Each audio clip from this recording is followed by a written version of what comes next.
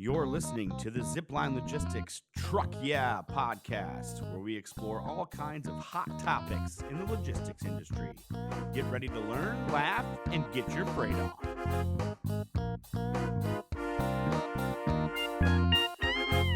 Ladies and gentlemen, welcome back to another edition of the Zipline podcast. My name is Jesse Jewett. Joined with me, as always, our Director of Training and Development, Teddy Lee Knox. Teddy, good afternoon. Good afternoon. And we're talking about a place today, and that's CVS. CVS, there's definitely a few that I know of here at local Columbus. To be honest, I don't shop there very often. Really? If I need to grab something, I'll go to a CVS. Mm-hmm. There's a Walgreens pretty close to my house that I use. They're similar. I would consider that. Yeah, I would consider them competitors. Competitors, yep. Yeah. Do you shop at CVS? Not as much as I used to. So when I was younger, growing up, there was a CVS by our house. We'd always ride our bikes to. Cool. Candy. Yes, we would get candy and lip gloss because Nice. That's just what you needed growing up. Very cool. Some fun facts about CVS. How about this? The world's 7th largest company. It's also led by a female. The largest company led by a female CEO. Mm-hmm. How about that? Pretty cool. That's wild. Yeah. 20 plus distribution centers across the United States. 75% of the U.S. population lives within 5 miles of a CVS. Like me growing up. Like Teddy growing up. Great place for lip gloss if you need it. Couple hot facts around shipments to CVS. Strict appointments. Yes. Monday through Friday only. There are varying hours by location, Mm-hmm. but most often it's probably like 3 shifts, standard hours. Correct. From the facilities that I remember. Right. And then everything is done by portals. So online portals, you're not calling, you're not emailing, talking to a human or getting a response via email. You're going onto a website, you're typing in your PO, you're giving your data that your customer has provided to you, and it better be accurate. Otherwise, you're not getting an appointment back. Correct. What else do you remember about delivering into CVS? Any other hot tips? So I remember that you could get a pretty good grace period for when you could actually deliver, but there's a catch to where charges may apply if you are late. And that depends on the, agreement made between the customer and the broker. So those are things that you really need to understand when going into CVS, what the agreements are. Just to clarify on that, that's the broker that deals with CVS, not the broker of logistics. Correct. Yes. I'm Yep. sorry. Buyer is probably the correct term there. And then overages will be accepted, but then usually promptly returned. And that is up to the vendor to take care of those returns. So it's possible that we go in to deliver just as much as we go to pick up at CVS if there was anything wrong with that purchase order.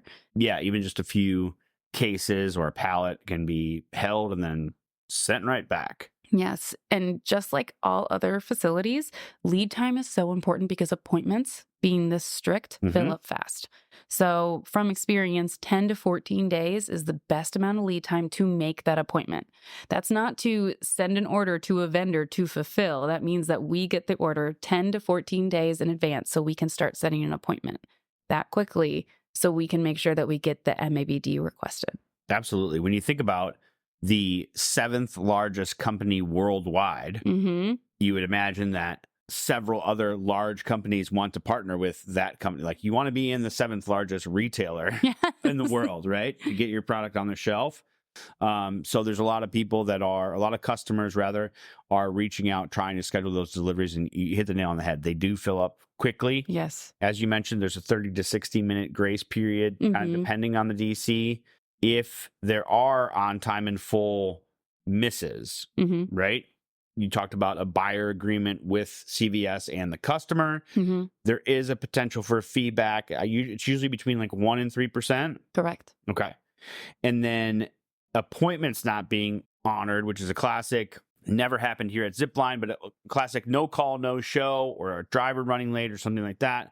You can reschedule it within 24 hours, but there is a fee for that, correct? Yes. How much is that? $275. Okay. And from what I've seen from places, any facility like this, is it goes up once a year to every other year. So this is a charge. This is not like a flat charge. Yeah. It may go up in 2024. So Sure. Those are things that you need to look out for. $275 directly back to you adds up Absolutely. very quickly. So in the grand scheme of things, not that much. But yeah, we mentioned having the correct data when you're scheduling a delivery appointment or something of that nature. The other piece of that is on the paperwork, right? The BOL needs to have all the correct information or a packing list. Otherwise, you incur another fine. Yes, $100. $100 fine for incorrect paperwork. Yes. That CVS has to then figure, or whoever's at the distribution center has to figure out how to manage that, right? You're creating work for them. Boom, we're going to charge you $100 right off the rip. Exactly. And this goes directly back to the vendor. This isn't like UNFI where you see that charge right away, warn the vendor, and figure it out. This is sometimes 3 months after it delivers, you get a huge charge. You know, maybe it was late for MABD, maybe it was late for the actual appointment, and maybe the BOL was wrong. Now you have a huge charge and you have no idea why. That visibility isn't there when it goes back directly to the vendor. Yeah. Especially when we don't know that the BOL is incorrect. A lot of that detail looks correct to the driver because he doesn't know the correct SKU number. We don't even necessarily have, that exact view to the SKU number. And that is what that silent killer that happens in the BOL fee. What's up, truckers? If you love the Truck Yeah podcast, you'll also love the other content we create here at Zipline Logistics. I'm talking funny TikToks, weekly blogs, informational ebooks, client interviews, and so much more. To keep up with the latest CPG industry news and content, you can subscribe to Zipline Logistics retail resources by visiting www.ziplinelogistics.com/enews or by simply clicking the link in the show notes. You don't want to miss out on the hottest expert insights on trending topics delivered right to your inbox. And you want to know the best part? It's completely free. So sign up using the link in the show notes. Now, let's get back to the episode. Let's talk about packaging. I know you shout out to our marketing content material. We have a white paper, a Costco white paper. That's a different podcast, different topic, but similar to this. Teddy put it together with all her work here on Costco. But CVS has some unique pallet requirements, correct? Yes. So unlike Costco and some other big box retailers that require a very specific pallet name, like CHEP or Payco, CVS, along with other similar ones, probably Walgreens as well, has the GMA grade A. Now, there are a couple different grades of pallets. There's A, there's B, and I think there's ABs with numbers as well. So this is grade A, has to be 48 by 40, which is a standard size pallet, and it has to be 4-way entry. So this is considered a block pallet, whereas 2-way entry is considered a stringer pallet. Okay. And it has to be the hardwood pallet. So this usually makes for somewhat of a sturdier pallet. So a 4-way entry means that the forklift or the pallet jack can get in there from all 4 sides of the square due to maybe pinwheeling some products, etc. Exactly. And it also makes it so much easier for warehouse operations to have that 4-way entry. You don't have to put it in a specific way to any storage or stacking. It makes it a lot faster and a lot quicker, which is why you see CVS have the products on the shelves is because they figured that out. One thing to note, if the packaging is deemed unsafe or improper, they'll just refuse you right away. Correct. And that could be a chargeback to your customer. You probably have to get that pallet. You're definitely going to have to get that pallet reworked. Yes. And redelivered, a new appointment, maybe a fee there. Exactly. More fees. But we do have, I've been doing this for 12 years. Zipline's been doing this for 17. We still have contacts from these places when we were able to reach out to them. So we have been able at some of these facilities be able to reach out to that warehouse manager and say, can our driver just fix it? Yeah. And it's able to just deal with a little bit of detention, which saves a lot of time, a lot of money, and a lot of stress. So being able to kind of think outside the box with those things because we are so familiar with these facilities is very helpful. Absolutely. Developing those relationships, not just with your customers, but your shippers and receivers to help you solve problems. Develop logistics solutions. That's what we're here for. We mentioned overages will be accepted, but they will have to be returned at the expense of the customer. Correct. Preferred carriers. That's our next topic. Nationwide, right? There's some other vendors out there or retailers out there that have preferred carriers by actual location. Yes. CVS has preferred carriers nationwide. rip me off a list of those. So we have ABF, Old Dominion, or ODFL, and then RXO, Saya, T-Force, Tony's Express. Oh, nice. Yes. So those are some of the preferred carriers. And I believe that some locations you can't deliver to any. You cannot deliver them with any other carrier than what the preferred carrier is. Right. I believe for CVS you can.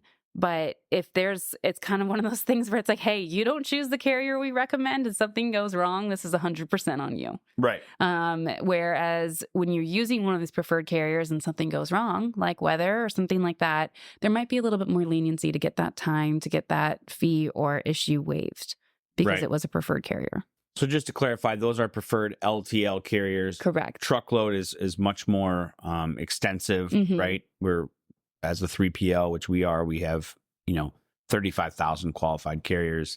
Not all of them necessarily would deliver into a CVS. Some prefer not to. But from my experience with CVS, it's as we mentioned, I keep referencing it, it's the 7th largest company in the world.